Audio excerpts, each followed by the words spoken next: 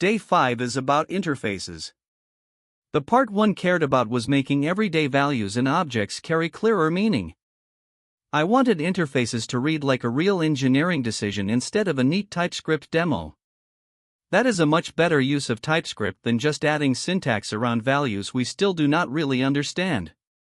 My first check was give each variable and object field one precise meaning.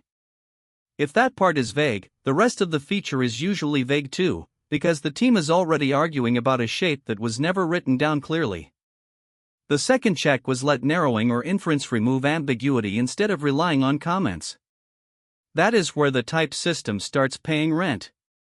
The code stops being descriptive after the fact and starts pushing the design toward a smaller set of valid states. The third check was prefer types that explain the allowed states instead of patching invalid states later. I want the next reader to see that boundary without opening 5 extra files or guessing what the original author probably meant.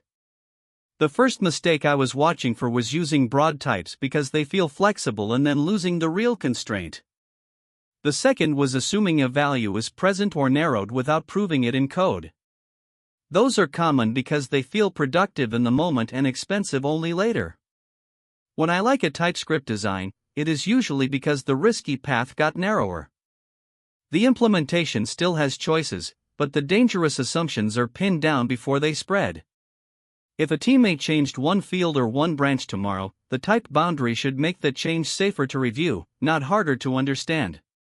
That is the standard I keep coming back to because most teams are not blocked by syntax. They are blocked by unclear ownership of the contract.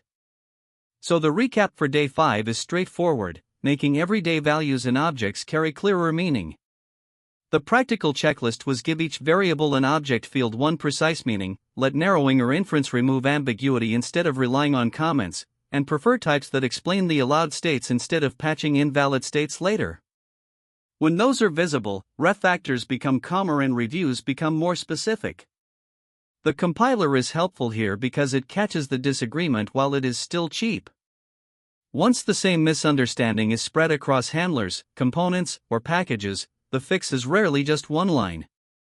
I also want failures to happen at the right layer. If bad input or stale state travels too far before anything complains, the type signatures may look good while the design is still leaking uncertainty. Another quiet win is reviewer confidence. If the boundary is obvious, the conversation can focus on the real trade-off instead of spending half the review reconstructing what values are even legal. That is why I keep preferring smaller explicit models over broad flexible ones. Flexible code can feel fast on day 1 and still be expensive on day 30. That is the point I want to keep across this track. The type system should reduce ambiguity before the feature grows teeth. If I had to summarize the design instinct behind this lesson, it would be this: let the type system carry the boring certainty so people can spend their time on actual product decisions. That is also what makes a codebase more humane.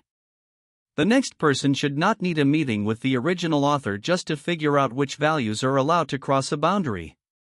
The practical payoff is cumulative. One explicit boundary does not just prevent one bug. It gives the team a shared place to stand when the feature grows, the stack changes, or the product picks up another workflow. That is the version of TypeScript I trust most, not the flashy part, but the boring reliable part that keeps several moving pieces aligned when the codebase starts carrying real business weight. It also means the team can move faster without pretending every engineer holds the whole mental model in their head. The type seam carries some of that load for them. That is the real payoff I care about in production code: less guessing, fewer accidental mismatches, and a code path that keeps making sense after the product grows another layer.